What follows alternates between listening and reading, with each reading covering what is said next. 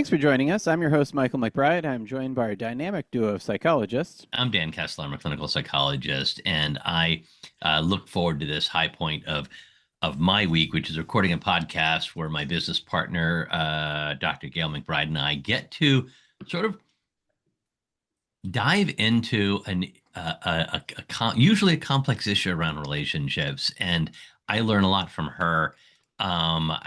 She probably there's nothing for her to learn from me, but and then Michael always has some really cool insights from the internet. So I'm looking forward to hearing what we're going to piece together today. Gayle, welcome. Thank you, Dan. I'm glad to be here with you. Of course, I learned from you. You Oh, are you've been set up to say that though. Why what I said? well, and not paid. It was Not paid. it was a setup. Really, It was a setup. truly, I think our conversations have made me a better therapist and psychologist, and I enjoy this, and I enjoy our consults. Over through our business with actual real cases that we're working on. So this is an extension of that, but in some ways a lot more fun. So. Michael, what do you have for us today? Yeah, well, welcome both of you. In the countdown, we're at episode 37, working our way to 40 before we call it for the year and then retool for 2026, which I'm really excited about some of the things we've talked about. But for any of the newbies right now wondering what's going on here, what I've done is I've gone out and I found a scenario online. This one I've held on for a little bit, and I don't know why I do this sometimes, but it's one that connected with me as we were doing some travel recently. So anyway, little teaser, but Dan and Gayle really don't know what I'm throwing their way. If there's any kind of identifiable information, I've tried to de-identify them to be a little more discreet. And as always, stick around through the end. We always have some kind of bonus conversation after the credits. So, but anyway, here is the prompt. Which is, am I the asshole for cutting people off trying to get in front of the line when deplaning? You'll have to say more. You know what, Probably, because when people do this, they end up looking really bad. But this is going to be a tough one. Because already policing public behavior. Right. And the question is, if someone's being like, when someone tries to bust ahead on the airplane line when deplaning, either they are in a massive rush to catch the next flight and they're really trying to get off this plane as quickly as possible because they're about to miss their flight, or they're an asshole. And unless they announce out loud which one of it is, you really don't know. Right, unless they're like, but unless they go like, I'm like, you've seen that I've been that person, like yeah. I can I do that, like, and I've been on a plane where like my next flight, and I've been on a plane where the flight attendants got on and they're like, we have 4 people who really need to get the next flight. Please let them get off first. That. And then, but here's the thing, I was on a flight where they did that and then people didn't do it. Then oh my gosh, they're plane full of assholes. But in general, if people are doing it. Like if they're in one of those two camps, and we don't always know which one it is. So then the question is he the asshole for policing that person? There's more to the story. Yes, it's not your job, but I would like to hear more. And then I have an asshole plane story. Okay, Michael, where I appeared to be the asshole. Wow. Did it? Well, yeah. Up here.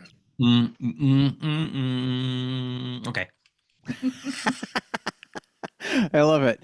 And I can't hear someone say, I'm an asshole without thinking of the Denis Leary song, which is like, he's an asshole. It's got like this chorus. I'll tag it so you can enjoy it. But anyway, anyway, so this is the post. After a long day of multiple flights, I was exhausted and just trying to deplane like everyone else when my final flight landed.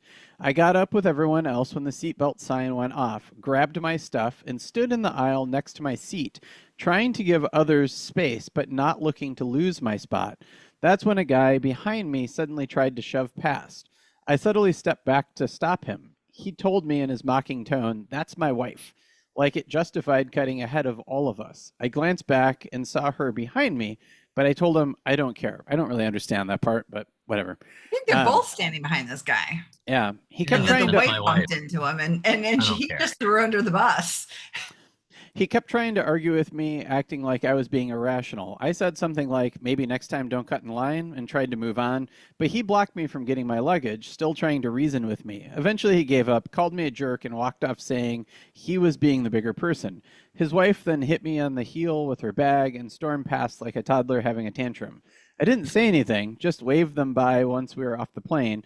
For the love of bread, anyway, for the love of bread is like his like kind of what the fuck or whatever. But Hetty said, "Excuse me, can you let my wife through?" Things would have gone totally differently. And then, if you're cutting in front of people, you should know that you're taking the risk of maybe getting separated.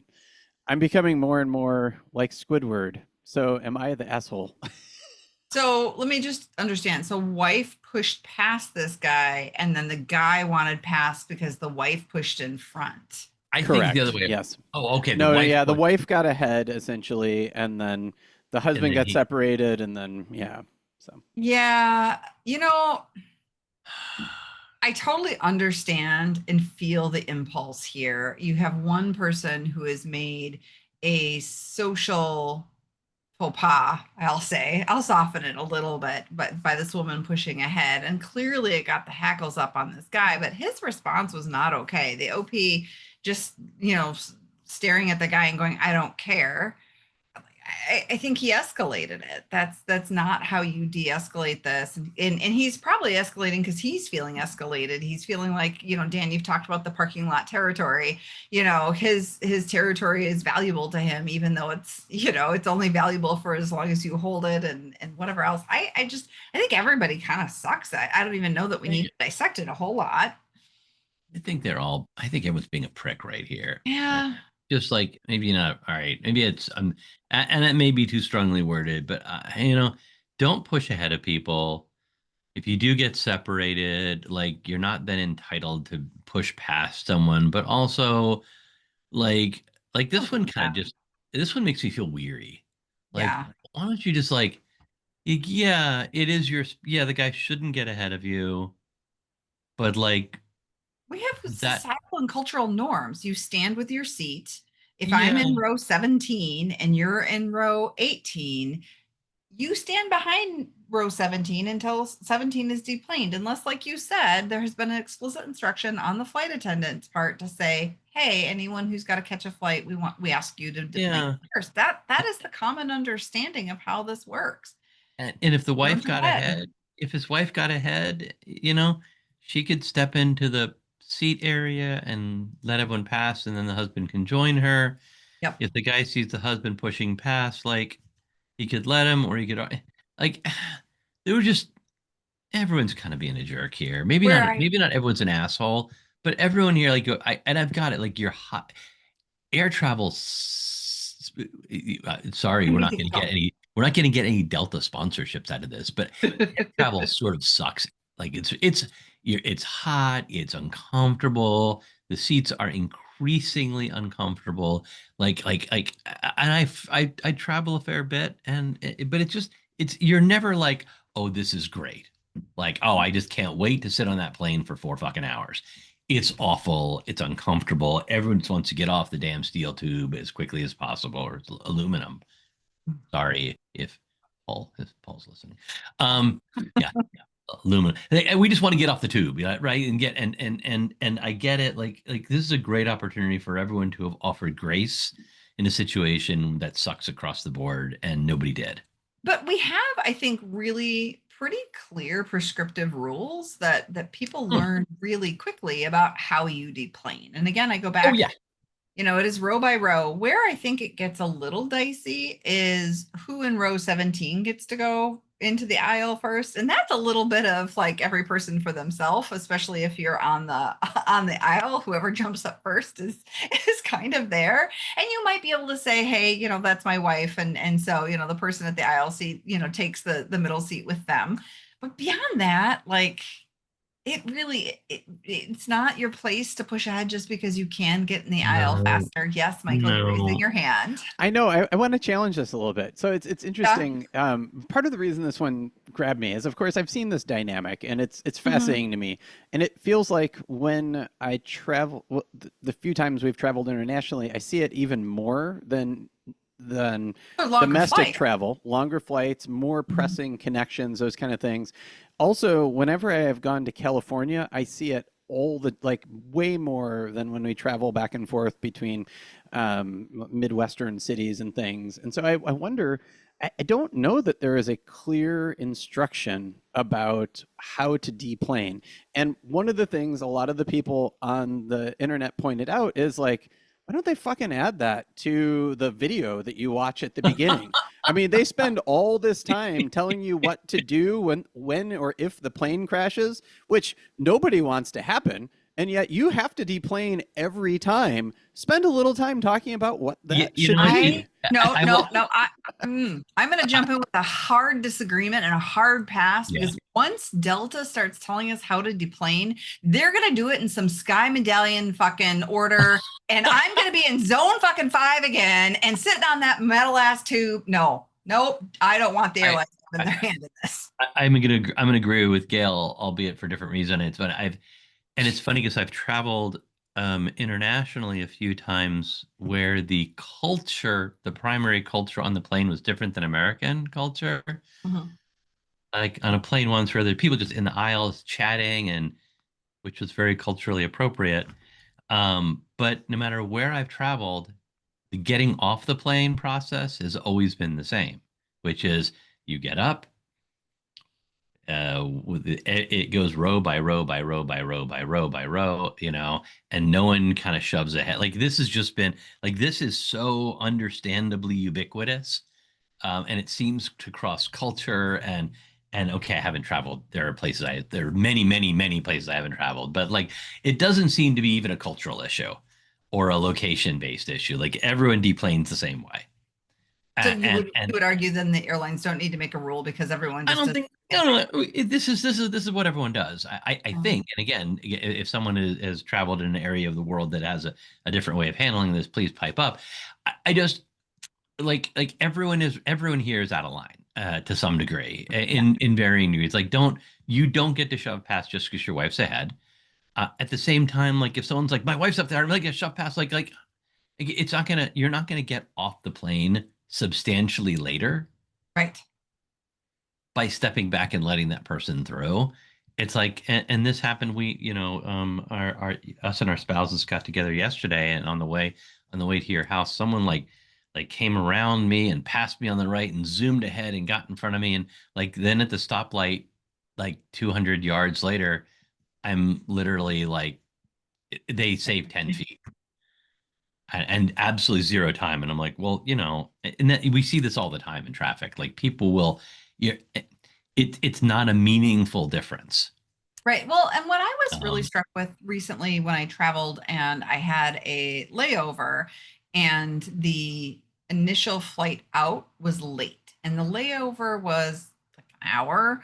And when you take off late, it starts to increase some anxiety, at least in me. And I was then at the Philadelphia airport, if anybody cares, but I think we flew into like concourse, I think it was A, and we had to be to F. And F is not only on the other side of this very large international airport, it meant we had to like go outside to take a shuttle, which I didn't know when I landed. And I remember sitting there in the seats wondering, like, are we going to make this flight? And I do know that they sometimes will call ahead if there's a connection, and say like, they're on their way, the plane's on the ground, and they might hold it for a couple of minutes. But I wasn't going to be that person running up. I was really working to not do that. But what really struck me in this instance was actually how quickly the plane deplaned. We were not near the front. We did not push ahead. We just got off in our prescribed turn as we've been sort of describing it here. And it was all of like 10, 15 minutes for a good size plane. So I was really struck at actually how quickly this happened. Yeah, let me throw out a feels anxiety producing. Let me throw out a fact massage here. Okay. The man pushing past is now again, I'm still not on his side for pushing past. He's separated from his wife, but what we don't know are the circumstances of him and his wife's situation. She steps ahead, she's infirmed in some way. has some sort of disability that makes it hard for her. He'd like to get up to be with her so he can help her and provide some assistance. There may be a legitimate reason he's doing this. That's my Now, wife is not the response that you or the bid. It's not the bid to give I'm trying. to engender some sympathy, right? You say, "Excuse me, my wife is just ahead of you and she really struggles to walk without some assistance. Do you mind if I cut ahead of you and help her?" You ask it, you don't demand it, and you do explain Yeah, yeah. some I'm trying here because I know. It's just both these guys came off as really kind of dickish in the way they got mad at each other and well, they got cursed all each other yeah. and called I names. girl, It's but like, she was in the wrong too. She muscled ahead. But I was sitting here trying to think of circumstances, and this has happened when my kids have gotten ahead of someone, that's their gotten problem. down the aisle. And If my but kids get ahead of me on the plane and they get into the airport, like they're no, no, not no, going let to me go. finish. Okay. I wasn't done because now that they're older, it's not a big deal. But when they were very little, that mom anxiety of having someone between you and your cub is sort of real, and having to like remember that they are just a person ahead of you. So even if your kid is standing with someone in between, you can say to kiddo, wait for me when you get off the plane, and problem solved. You don't actually need to switch places with the person between you and your kid. So I agree with you, Dan, it's not a problem. And even if your children are not well traveled, there is a kind solution that we don't have to jockey for spots and get all shitty and tell people I don't care. Yeah, everybody sucks here. Bottom line, everybody. What did the internet say, Michael? Gail and I think everyone sucks here in varying degrees and varying ways. It was really divisive. I mean, ultimately, Really? yeah. I The, mean, so oh, because people said, I mean, people are very strongly opinionated about what should happen getting off the plane, and so as are we. lots of people defended the idea that you don't. And well, I will say, almost universally, they disregarded the facts of the post. Like it was very unimportant about where people were sitting. It was. It Not so became into that. It's not really in vogue it, these it days. just became a story, a conversation about should anybody be able to barge ahead or not, Hmm. and then should you intervene or not. And people who said like everybody who barges ahead like should be fined and put to the back of the plane or whatever. Like there's some ridiculous. How are you gonna do that? Like, I know. No, no. Right. But then, those people were like, well, but you don't know. You don't know if there's a connecting flight.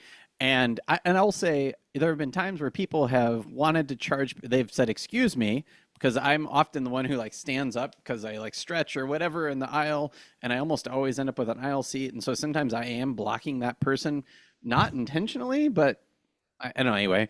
So sometimes, I'll get tapped on the shoulder and they'll say, excuse me, and they'll say like, I have a connecting flight and I'll let them go by or Yeah. whatever.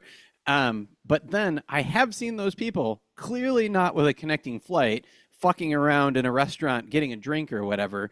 And I'm like, really? Like, so anyway, people were up in arms about like, that should never happen. Cause to your point, great, you got ahead 5 rows from where you would have been, or maybe you even got 10 rows ahead. Somebody is going to stop you at some point, Well, and and it's not going to make that big of a even if difference. you successfully navigated all the way off the plane, it's not going to make that big a difference. And then It's just not worth. people were like, but you never get past first class. Those fuckers stand up and they block everything. And so like then it I was mean, kind they're of not this wrong. class conversation. I just I there this the situation is if air travel just sucks. I mean, it's Well, not that planes, but it's like it's painful, it's I hot, think it's sweaty, you're stuck in it. Just more than that, though. but let's We give each went other some. with this anticipatory suckiness and this like I am going to have one small piece of territory that I'm going to Mhm. defend, and like people want to get on the plane first and it's really important to them, and they will just get emotionally wrapped up in how they board the plane, not really appreciating the fact that it really for the most part doesn't matter unless you want overhead bin space, which, okay, but even that we have a solution for. Like, I think people make it overly important, kind of like that guy at the light. I'm going to assume it's a guy. I'm going to be really generous about it here, that zoomed ahead of you on the right and probably tried to cut you off and figured out that was. I, you know, I have, I lost it. That's okay. That's all right. Can I tell you about, because this is related now. Wait. Let me finish one other. So then the other side of the conversation really quick was, you risk your life by standing up and policing people. Yeah. People who are angry in the plane, there may be a confrontation. Like, is it worth that? Like, let them barge ahead and be perceived as assholes. Don't be the person that feels like you need to get in the way to stop that from happening, because they're not getting off the plane, that much faster. So what's the big deal of letting them go? And I think the minor frustration of someone getting ahead is much less than the major frustration of getting into a conflict in that situation. Like, if they want to be an asshole and it costs me, 4.3 seconds, like that's not harming me nearly as much as my getting angry and frustrated and having a conflict. And then, like, he's taking the time to write a social media post about it. And in doing so, like, this is a lot of energy put Yeah. into something that could have been 3 or 4 seconds. And yeah, the guy's an asshole for pushing past, but the impact on the self is much lower if I just roll my eyes and shrug and let him pass and don't allow this to take up time and energy in my mind and in my day. That's what And I try to do. I don't know. I aspire to that. I don't necessarily achieve it. But that's what I aspire to do in that situation.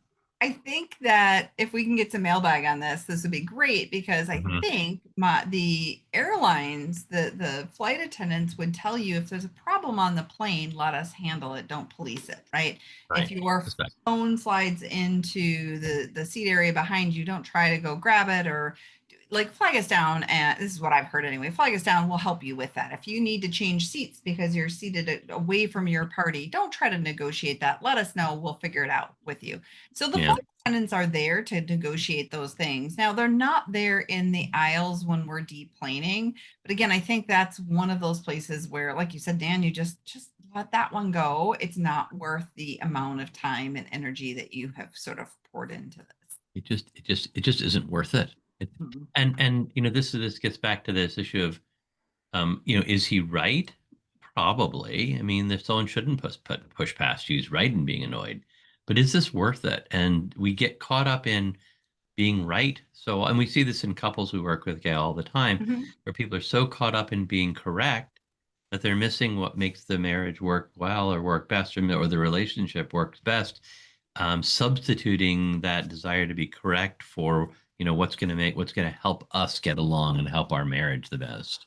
Well, and even So, if someone brought this to me as a therapy question, right? We have this therapy practice, and we actively see clients. And if a client were to come in and say, "Hey, this happened," and I'm just still so upset about it, I think the conversation that we would be having then is about how has this impacted you in the long run? You don't have control over other people's behavior, you have control over yours. right. What do you choose to do with this, and how much of this space in your brain are you going to let this take up? Because Yeah. emotionally, now you've spent a lot of time on a relatively small slight, and it certainly is a disproportionate amount of time. And so I think Yeah. that would be the therapeutic conversation that we would be having were this to be an actual case in our business. Right. And I have to clarify just to be sure that if one person in a relationship is always the one giving, obviously that's problematic.